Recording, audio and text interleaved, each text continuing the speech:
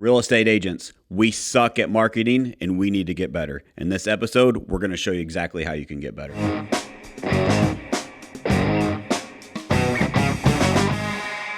Welcome back to another episode of All or Nothing in Real Estate. I'm your host, Matt Smith, founder of All or Nothing in Real Estate. This podcast is a movement to give back to the industry that's given so much to me and my family. Today, we have a very, very, very special episode. I'm super excited about this. I'm going to start with here's marketing on demonstration. If you're an agent listening, here's your hook. Real estate agents, we suck at marketing and we need to get better. In this episode, we're going to show you exactly how you can get better. So we're going to break down an absolute masterclass on how to present, how to market, how to develop an offer, how to create leads from Alex Hormozi. His book launch literally was a masterclass on how to do all of those things. And we are going to do our best to break it down on how you can not only implement in your life, but more importantly, in real estate. So with me, I have the brilliant Jenna Swift, who is a marketing genius in our organization. And we're going to break down the masterclass and how we can apply it in real estate. So Jenna, welcome. Thanks for having me. So Jenna, let's kind of go over some of the things, some of the big takeaways, and let's future pace for everyone. Let's let them know what we're going to cover. What are some of the biggest takeaways we had? By the way, this is going to be a 2 or 3 part because there's so much, and we want to go very tactical with you guys so you can implement this in your business, have an understanding how what we're going to do, and also maybe give you guys some ideas that you can implement first. So Jenna, we literally only watched the first 20, 25 minutes of it, and we had to stop because we were like an hour and a half in because we stopped and talked so much. Yeah, we stopped every probably 2 minutes to talk about what he was talking about and how we can apply it. Yeah, so with that being said, we're going to give you an behind the scenes look of kind of discussions that we had and ways that we're going to implement this in our real estate business, and hopefully you can too. One of the big takeaways that I had was, number one, every business follows a 3-step framework. Every single business, and it is so relevant for real estate. So we're going to break down that 3-step framework that every business follows and how real estate agents have it backwards. Real estate agents, if you just invert the process that you're usually doing, I promise you, you will have way better leads, way more leads, easier conversion rates, and higher conversion rates. And I know which always leads to more closings, which we all want, right? Yeah. So we're going to break down that process. And then he also broke down on how to create an amazing offer, which we're going to talk about, but how to create that offer into creating more leads. And I think real estate agents, we all want more leads, especially in this marketplace. And so we're going to cover a 4-step framework of different ways you can create leads, you can convert leads, etc. Is there anything else that really stood out to you, Jenna? And the big thing, you kind of hit the nail on the head with real estate agents. I think about the quote, the jack of all trades and master of none. Real estate agents, you're great at selling real estate. There are people out there who are experts in marketing, and we can have so much to learn from them and let them to help them, have them help us to create those marketing plans. So you don't have to do it all by yourself. You don't have to fight that battle alone. There are people out there who could help you. That is so true. I mean, as an example, most people, real estate teams, when I started a team, it was just oh, that's never going to work. And now it's just normal, right? Teams are the most common thing in real estate. And it's because of just that. It's leverage. It allows you to focus on what you're good at. And so as an example, I truly believe real estate agents, I love all of you, but most of us suck at marketing. It's just not our expertise. We're just not good at it. What if we could take a master class from someone with Alex Hormozi's brilliance and implement that to create a better offer in marketing, which ultimately creates more leads, more hand raisers, and more closings for our business. So if marketing is something you feel like you want to improve or you can improve, which let's be honest, all of us can, this is going to be valuable for you. Absolutely. So Jenna, let's start with the 3-step framework that every business has. The first is, and again, real estate agents, we have it backwards. So this is the framework that Alex Hormozi broke down. Number one, you have to have an offer. You have something, a product or a service that you offer to the client, consumer, public, etc. You have an offer. That's number one. Number two is you have to create leads for that offer. So you have to create hand raisers, create people that are interested in your product or your service. And number three is you have sales. You have to sell to those leads that offer that product, that service. Sounds very, very simple. Everyone would agree. Every single business that's ever been invented follows that framework. Offer, leads, sales. Yep. You're selling something or you don't have a business. Real estate agents, how do we have it backwards? What do we focus on first? Focus on the sales. Mm-hmm. How do we have more closings? That's where we start at the end, which I get it. Without closings, you don't have money, right? So that's why we start there. I totally understand it. But I want to challenge you to think differently. And what if we inverted this? So as an example, here, let me take you through a little bit of how my brain processed this. If we're focused on the closings and we're a real estate agent, we're struggling, we don't have enough closings, what do we need more of? We need more leads, right? That's where we focus. Well, I need more leads. And how many real estate agents have you heard say, well, these leads suck? Well, this lead didn't answer the phone. This lead didn't convert. They don't want to buy. What if, instead of focusing on sales first, lead second, and probably most agents not even having an offer, what if we focused on the offer first? Mm-hmm. As an example, if I were to ask you as a real estate agent right now, you're in an elevator with a seller that is a whatever your market, it's a luxury property that says, you know what, you're a real estate agent, I want to sell my house. You have 30 seconds till I get to my floor. Why should I use you? What would you say? Challenge you. Let's have awkward silence. What would you say? Think about it. Process. And realize how much you would fumble all over your words. You would not know what to say because we don't have an elevator pitch. I truly believe it's because we have not processed, and this is new to me. So I was one of those. Now we have offers. We have irresistible offers that we've created. We have unique selling propositions. We have things that make us stand out. Used to, if you asked me that question, and I'm be willing, if some of you went through and played this exercise with me, you would say things like, well, I'm honest. I work hard. I have integrity. I have a proven track record. I've sold a lot of property, right? Any of those things. As a matter of fact, I did this at a mastermind I was at in Phoenix just this week. And those were the offers that I got. Or those were the answers that I got to the, what do you have to offer, right? And it was interesting. At the third mastermind that I was a part of, someone answered differently. And someone gave me, everyone else said all those things. I said, awesome. I kept fishing for more. And one lady stood up and said, I can't remember what it was, but it was an offer of some sort that made her stand out. It was like, well, if I don't sell your house in this amount of days, this happens. I'm like, how many homes do you sell per year? She's like, well, this year we've sold, I don't know what it was, a couple hundred. I said, awesome. Who else in this room has sold over a couple hundred houses in a year? No one raised their hand. I said, do you know why she sells a couple hundred and you don't? She focuses on her offer. Mm-hmm. The only time I've asked that question, literally that's a goosebump moment, because there's the only time that I've asked that question and got that answer is from people that perform at a very, very high level, because they understand the importance of the offer. Too many times we focus on the leads, we focus on the sales, and we don't focus on what we have to offer them. Think about it. If our offer stands out and if we have an honest answer that we truly believe in, above and beyond, we're honest, we have integrity, we work hard. In real estate, guys, we are privileged to be able to help people with the biggest purchase or sale of their life every single day. You should be honest. You should act with integrity. You should work hard. You should sell real estate. Those should be the baseline. If you don't have those things, you shouldn't be in the damn business. Yeah, that's what your clients deserve at the end That's of the right. day. Yeah. But we use that that puts us on a pedestal. That makes us stand out. Maybe it does. But that's what the client should expect. Mm-hmm. And so we have to exceed their expectations. So those should be the baseline regardless. Now, what if we can build an offer on top of that and make you stand out? If we had an offer above and beyond that, if you had an offer above and beyond that, that was a great elevator pitch that was, as an example, this is from Alex Hormozi. What makes a good offer? Jenna, do you remember his quote? Create an offer so good. Oh, people, oh man, create an offer so good people feel stupid to not work with you or buy from you. Yep, create an offer so good people feel stupid saying no. Mm-hmm.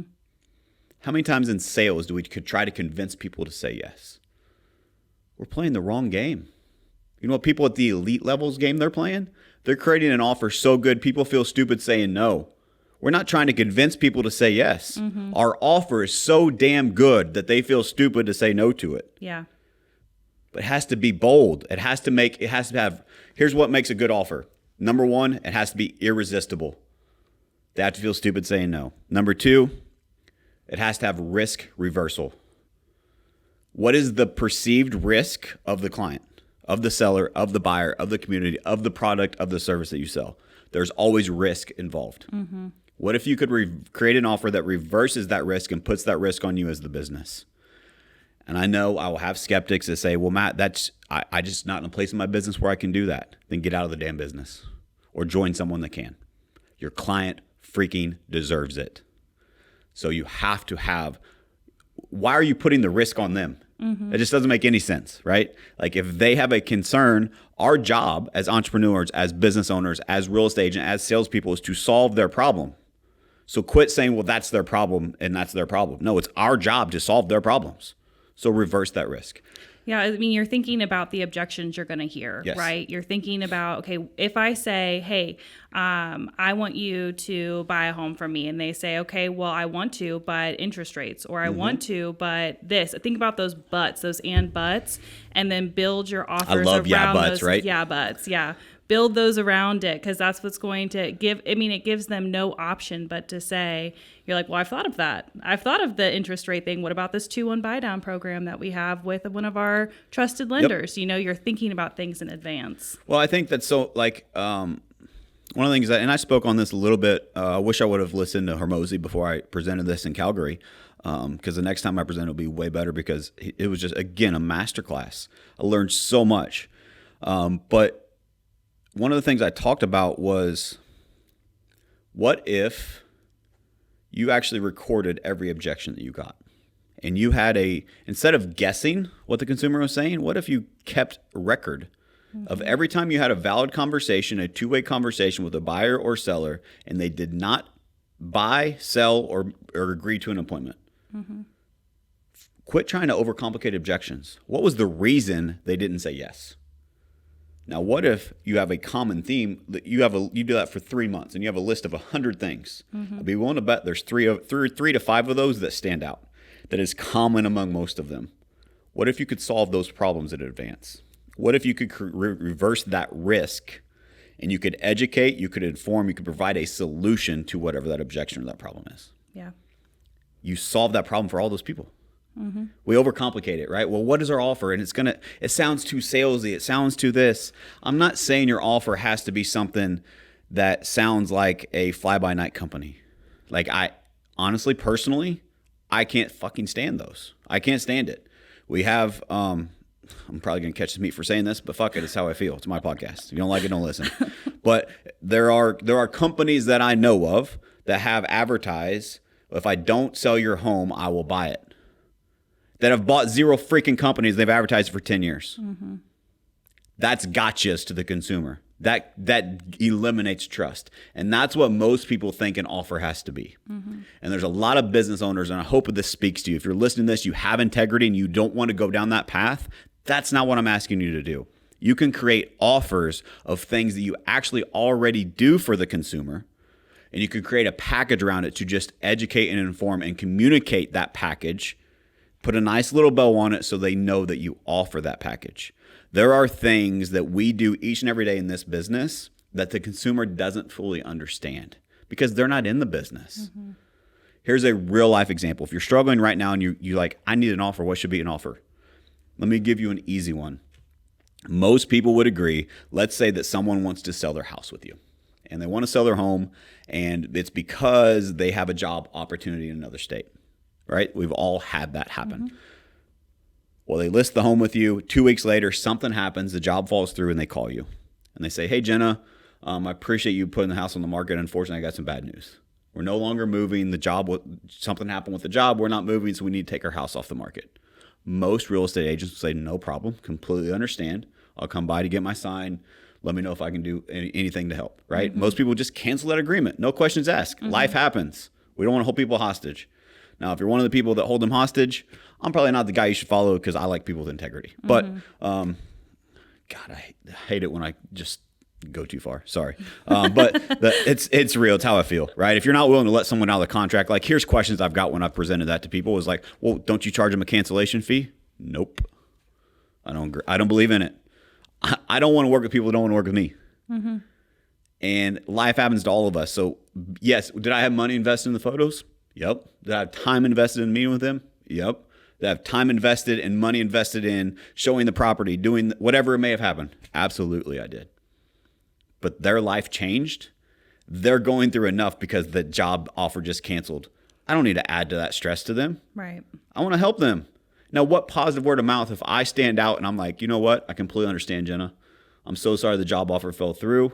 Is there anything that I can do for you? And just be above and beyond service, not about how am I going to get reimbursed. How many referrals is that person going to send me?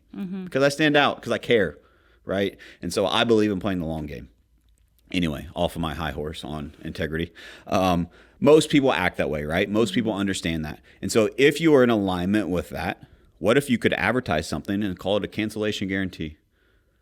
I don't believe in contracts. I believe in accountability. And at any time I'm not holding up my end of the bargain, we can cancel our agreement at any time. Most people offer that. That scenario, most people would do that. But have you created a package around that? Are you advertising around that? Are your agents, are you talking to clients about that makes you stand out? Because that reverses the risk of how many people have we talked to. I talk to agents all the time still. It used to be way worse before I got in the business. But I talk to agents all the time that talk to other sellers that said, well, I don't want to sign a contract because I don't want to be trapped. I don't want to trap people. So I'm going to reverse that risk. I'm going to hold myself accountable. Yeah. And at any time you're not happy, you can cancel. Matt, that's crazy. You're reversing the risk. You're putting it all on yourself. I need to freaking deliver. Yeah. And if I don't deliver, or let's say that we're not a good personality fit. Me and Jenna's the seller and me and her just don't get along. Do I want to work with someone I don't get along with? I don't want to. And so I just think it makes so much sense. But that's an example of how you can think about all of this risk, all of these things that are objections that clients have, and how you can create a package out of it, create an offer out of that to create more hand raisers and higher quality leads. Yeah. I think with the thinking about the objections, and then also I think what you're talking about is stop assuming. Stop assuming your clients know those things. Because I think when you're somebody with integrity, you are assuming that everyone else does the same thing. You have to stop assuming those things, and you have to start seeing that as a unique thing about yourself and promote it. Like, that's a unique thing to you. It feels like, well, of course I do that. Everyone does that. That's a big deal. Your clients don't know that, though. Like you said, they're not in the business every day. You are. It's our responsibility to share with them why you're different, why you're unique. So good. I agree with you and I disagree. I agree with everything you said, except for you said you shouldn't assume. I think you should assume. I think you should assume that nobody knows anything. Treat them all like they don't know. As an example, I was talking to my good friend, John Cheplack, about this masterclass, and he said what really stood out to him was that he spoke to everyone at the same time, and he broke things down on a second grade level. How many times do we talk over our audience? My good buddy Preston Guyton made a post on this morning, and he said how he ended his post was sometimes you don't understand how much knowledge you have and how it can impact others, was like the frame of the message. And he ended it with, because sometimes your average is excellence to someone else. Because we are in it every single day. As an example, in real estate, we have the ability of being in this business each and every day. And so what is average to us, a consumer may not understand that to the level that they should. And so it is our job to break it down so that they can understand it. So I talked about risk reversal. There's another key component of an offer before I go too far, and that is perceived value. So what are the important components of an offer? Number one, a risk reversal. Put the risk on yourself, not on the client. Number two, the perceived value has to be through the roof. The value they feel or they perceive is way more important than the value you provide. Let me say that again. The value they perceive is way more important than the value you provide. How they interpret what your value is way more important than the value itself. And so make sure that you articulate that value. It goes back to one of my favorite quotes. Value unarticulated is value unappreciated. If you want them to appreciate and understand the value, you have to articulate it in a way, in a fashion that they actually understand it and they perceive it as a high value item. It's so important. So it goes back to, don't talk over your audience. Talk with your audience, not over them. Yeah. And so it doesn't have to have fancy words. None of that. Just position it and package it to where people understand it and they understand how it solves a problem for themselves. Yeah. break it down and then break it down again and then walk away from it and then come back to it and break it down further. Yes. Just continue. That's something that is just astounding to me with Alex Hormozi and how simple. Anybody can understand it. You do not have to have a degree in marketing. You do not have to have this high level intellect to understand what he's saying. He meets you right where you're at. So very well said. And I think a lot of us can learn that in real estate. So as an example, myself, here's what I took away from that is sometimes I struggle. How do I deliver it to the masses? I need to talk to first-time home buyers. I need to talk to investors. I need to talk to people that have sold 10 homes. I need to talk to someone that's never sold a house before. How do I do that? Well, if you go back and watch Alex Hormozi's, he talked to someone that's making their first business. Someone that's going to make their first $10,000 a month. Someone's going to make their first $100,000 a month. Someone's going to make their first $1 million a month. He had all of those audiences. Over 500,000 people were present and nobody left. There is a way to do it, but it starts with keeping it simple. And don't talk over those people. A lot of people may say, well, if you're talking to the business owner that just started, you're going to lose the people trying to get $1 million a month. Not the way that he did it and demonstrated it. Check out his modeling and duplicate it. There's a lot of lessons to learn there. But I think it's so important that we keep it simple. Yeah. He even identified his audience right off the bat. Like he said, I'm talking to two people who need to put their oxygen masks on themselves and people who are ready to pay it forward. Like right off the bat, he's like, I'm identifying exactly who I'm speaking to because every single person, there were probably, I think 200,000 people on that live. 500,000. 500,000. All of those people fit into those two buckets, either one or the other. Every single person did. Like you said, either the person looking to make, fingers crossed for their first $100, all the way to the people who are like ready to make $100,000, $100 million. You fit in one of those two buckets. He nailed it right off the bat. Yeah. So I want to finish with this, is that the offer on the offer stuff, and we'll go to the leads, is the offer has to be strong. If the offer is strong, it makes the leads easier. You create more leads, and they're higher intent leads. Like if I were to ask real estate agents, if I were to pose and frame a question, would you like raise your hand if you want higher quality leads that are ready to transact sooner? Everyone would raise their hand. Raise your hand if you want more of those leads. Everyone would raise their hands. You have to focus on your offer and how you demonstrate the value you bring. It creates both of those. Yeah. As an example, his offer, I believe in the law of reciprocity. Go look at Alex Hormozi over the last 4 years. He has blown up. And you know what he sold over the last 4 years? He sold one thing. It was a book for $1.99. Yeah. Talk about giving and giving and giving and giving. And if you're watching this and you're a lifelong learner like myself, this is not the first time you've heard of Alex Hormozi. You've taken something from him. By the way, all these Instagram reels and all these edits that you see, how many ads, if you're a marketer, have you seen that say, hey, I'll edit your ads Hormozi style? He laid the framework for it, and he's deposited and deposited and deposited and deposited. And that's why 500,000 people showed up and broke the internet for his book launch. It's because his offer was so good. All right. I think we nailed the offer. Yeah, I think so. All right. So the importance of an offer. Now let's go to the next part. Leads. How do you use that offer to create leads? How did Alex Hormozi use that offer to create 500,000 leads that showed up and stayed for an hour and a half? When's the last time any of you stayed and didn't leave for an hour and a half Zoom? Didn't leave early? Right? Yeah. We live in a busy world. 500,000 people stayed on for an hour and a half. Because it was such a masterclass, because of the reciprocity, because of the deposits that he's done.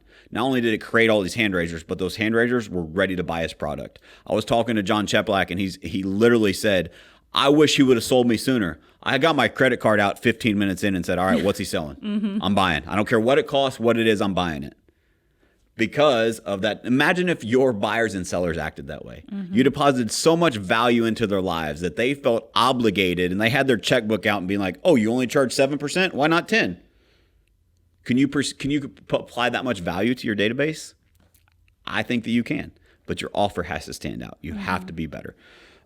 So let's talk about leads. Jenna, We talked about there's 4 ways to create leads, right? We use this in our business, but I think he broke it down masterfully. Would you like to talk about those 4 things? Yeah, he simplified it like he does everything, ultra simplified. So there's the warm outreach. That's the one-to-one, which is people you know. So that looks like you're reaching out via email. Your sphere of influence would be a great one for that. Voicemails, physical mails. He even says it could even be carrier pigeons, whatever you need it to be. But that's what that one looks like. There's also social outreach, which is one to many. That's the people that you know. So that's looking like posting on social media, your organic social media posts, your reels, your videos, your all of that kind of stuff, posting high value content, and using that framework, that hook, retain, reward framework. And then the next one is that one. Say that again. What's that framework? Hook, retain, reward. You guys should write that down. Every marketing piece needs to go around those 3 things. Yes. And I've heard so many marketing people talk about this framework, and usually there's like 6 elements to it. So the fact that he, again, simplifies it down to 3, hook, retain, reward. It's simple. It's easy to remember. Let me jump in there before you get to the other 2. How many people, including ourselves, we had a long discussion internally about this exact framework? We got the hook. We understand. The retention is something we're always working on. We're at least aware of.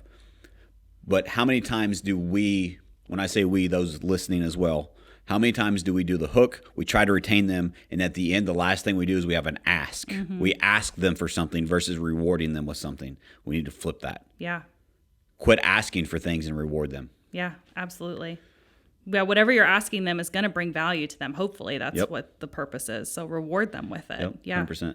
The next one would be running paid ads. So that's one to many, and they're people that you don't know. So this would be all of your paid advertising, Facebook, TikTok, Google pay-per-click. There's so many different advertising routes you can take. But there was one thing he said that I loved, because I'm sure if you're on here, if you've looked at anything marketing, you've been targeted with a million gazillion ads, and every single person is telling you how complicated advertising is. It's so difficult, and that's why you should hire me. And Alex Hormozi was just point blank said that ads sound complicated because they're not understanding them well enough. That it's not that complicated because they don't understand it. That's why they're making it sound that way. It's either that they don't understand it fully, or they're trying to sell you something and they need to sound complicated to sell you something. Exactly. But it can be done yourself, and he breaks it down in a way that you can do it yourself. It's totally possible for you. And then the last one is that cold outreach, which is one-to-one strangers. So that's your cold calling, your door knocking, stuff like that. So to break that back down, there's 4 ways. What are we calling it? The 4 ways to... 4 ways to get leads. 4 ways to create leads. So you have 4 ways to do that, but you also have 2 different audiences. You have people that you know, and you have people that you don't know. So people you know, and you have strangers. And so warm outreach is a one-to-one concept to people that you know. And by the way, in real estate, you do very, very little of the one-to-one to strangers. You may consider a lead a stranger. That is not cold. That is warm. You will never convince me otherwise. Why else did they raise their hand? Did they inquire about a property? That is warm. That is not cold. Now, if you're going through the yellow pages and you're calling people one by one, that's a cold list, right? That's the difference. So it's warm outreach. That's where most of our business comes from in real estate. If you're a prospecting real estate agent, which you should be, especially in today's marketplace, that's where most of it comes. So it's one-to-one to people that you know. Number 2 is social outreach. So social media post. Those are people that you know on your social media. This is not the ads. This is just organic post. That is one to many. We all probably do this. We can probably do it better, but there's ways that you can demonstrate your proof of success. There's difference in posts. There's a lead post there. There's also value post.